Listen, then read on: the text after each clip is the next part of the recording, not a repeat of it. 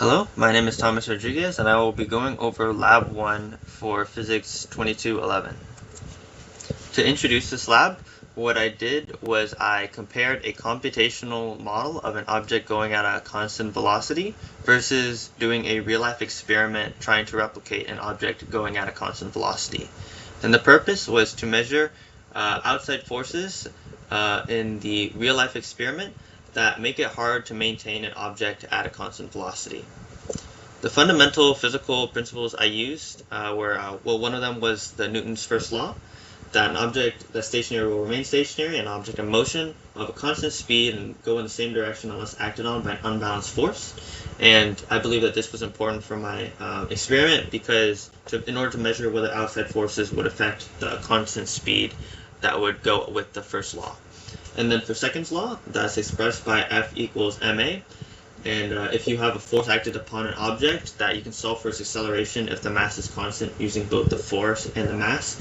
I believe I could use this in order to see if there was a constant velocity and therefore no acceleration. And then the momentum principle, since the momentum is proportional to velocity because momentum is equal to mass times velocity, then if velocity stays constant, that velocity will stay constant if not acted on by an unbalanced force. So this is to determine that if velocity is truly constant, which it will be constant if it's not acted on by an unbalanced force. So the main result of the real-life experiment is that some acceleration did occur at the beginning, or like an increase in velocity, and there was also a slight decrease in velocity at the end. So an overview of the lab. So the models that I used was position versus time graphs for both the computational and the real-life model to measure how much position or displacement would go or would occur within the experiment. And I started the object's motion at x equals 1 when when x equals 0 when time equals 0. And some assumptions I had were that there were going to be no outside forces and that the object has a constant mass in order to adhere to Newton's first law. For the system and surroundings, the system was entirely the expo marker, which is the object I used to measure for the constant speed. And then the surroundings was the friction from the table and the hand releasing the expo marker. So in the experiment, I used Tracker in order to measure the displacement of the expo marker as it would roll on the table. So this is the graph for the experimental / observed data, and this is the graph for the calculated data. So the conclusion was that for the possible errors, I thought that one error was that the hand was affecting the object.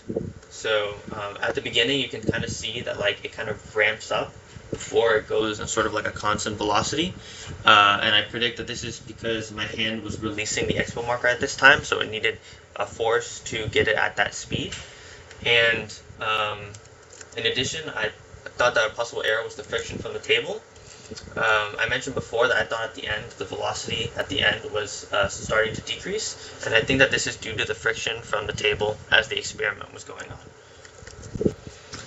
And this contrasts with the calculated data because the calculated data is a perfect slope, whereas this one had, I believe, had outside forces that affected the slope of this observed data.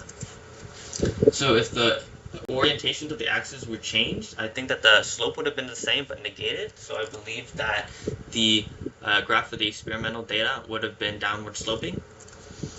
And as for the pushes and the pulls of the object, I believe that it's possible to estimate the pushes and the pulls. And I think that the pushes would have been the force from the hand, as the expo marker left my hand, the force that was required to get at that constant velocity, and also gravity that could have occurred if the table wasn't flat. Even though I made sure that it's flat, it's possible for it to be slightly tilted. And I think that a pull would have been friction from the table as the experiment was going on. And that concludes my lab.